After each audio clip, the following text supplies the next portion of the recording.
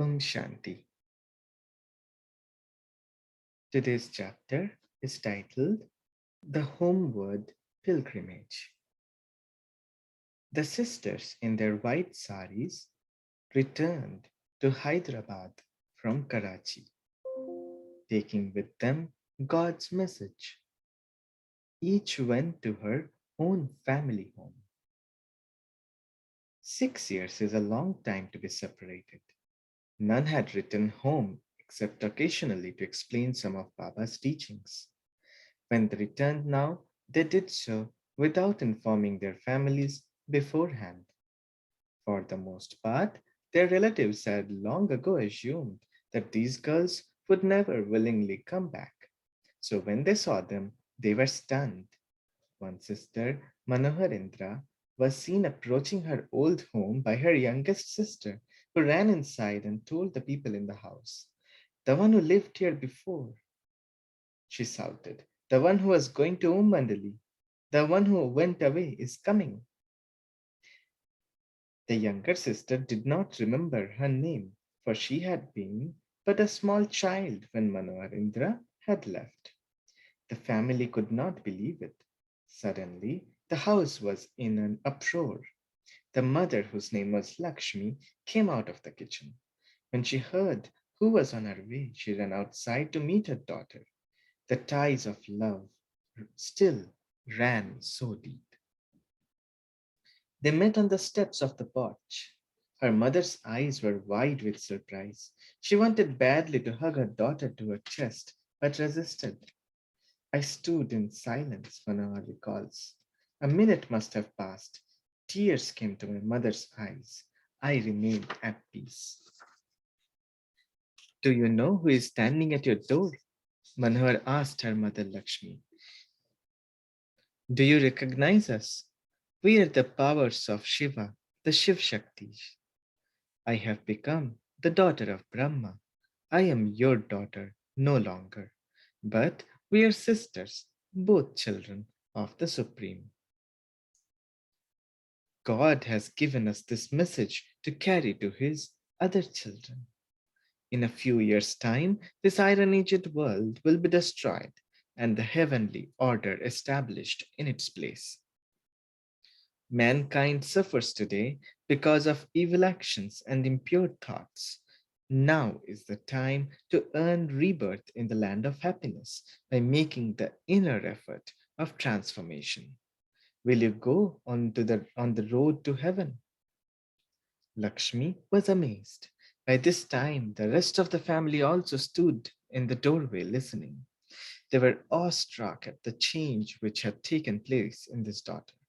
She had returned as a yogini, a soul of great spiritual power.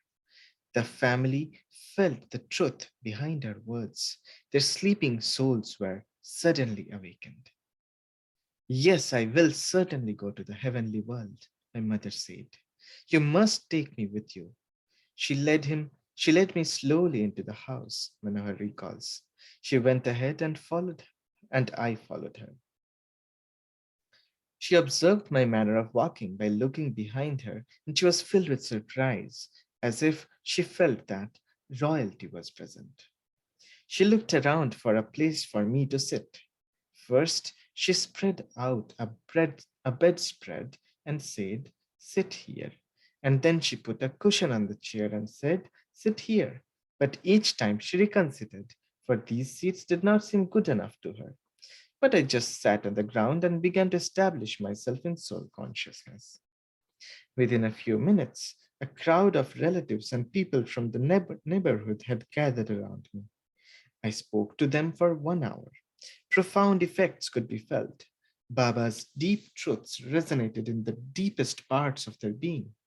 At the end, they were eager to hear more. I stayed with them for a number of days. During that time, many neighbors, relatives, and friends came to hear the knowledge. The atmosphere was like a satsang. They asked questions, and the answers they received gradually fitted together and made sense to them. With the practice of yoga, their minds became more clear. The wrong ideas people had held about Om Mandali were dissolved. Many came back individually to go further into the knowledge and meditation. They had powerful experiences. I kept my intellect united with God while speaking to them, successfully opening the lock of their consciousness. I was also careful to eat only fruits and to accept no money from these people.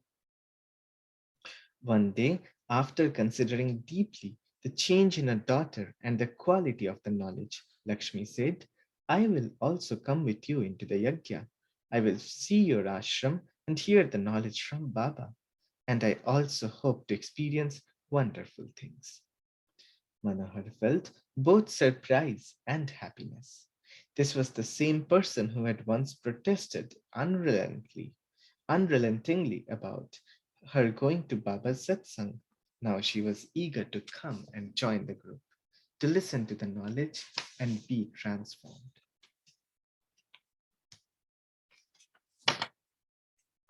While on the road, Lakshmi expressed one wish. I have done a great deal of devotion, but I have not attained self realization. Will you help me to get a vision of God? I have heard that in your institution, people quickly obtain such revelations. Until I have such an experience, I feel I cannot have faith or trust. I told her, no soul can make you realize God except God Himself. He is the only bestower of divine wisdom. If it is in your destiny that such a thing should happen, then it will happen. If you have done such elevated worship in your previous birth, or if you have done noble actions, or if your nature is such, then you will likely get a divine vision. They arrived at the university, and 2 days later, Lakshmi had a profound experience of realization. One of the teachers, a great yogi named Dhyani, was going over the first lesson of spirituality with her. You are an eternal, indestructible soul. You are not the body. Forget this physical body. It is because of coming into the consciousness of the body that these fluctuations of the mind overtake you. If you simply leave those mental habits of instability behind, you will be reborn into the golden age. On saying this, Dhyani asked, what is the name of your body? My bodily name is Lakshmi. Oh, once you were the true Lakshmi, Dhyani explained. But later you forgot your real name. Now is the time to become the true Lakshmi once more. Awake now, know yourself, and become true Lakshmi. Upon hearing these charged words, the woman experienced a flood of power. She attained the bodiless state of consciousness, and while stabilized in that blissful condition, she received a divine revelation, the fruit of her previous birth's devotion. Lakshmi saw a palace of gold on the surface of the sea. There was a resplendent court within, and seated on the royal thrones were Lakshmi and Narayan, both enchantingly beautiful.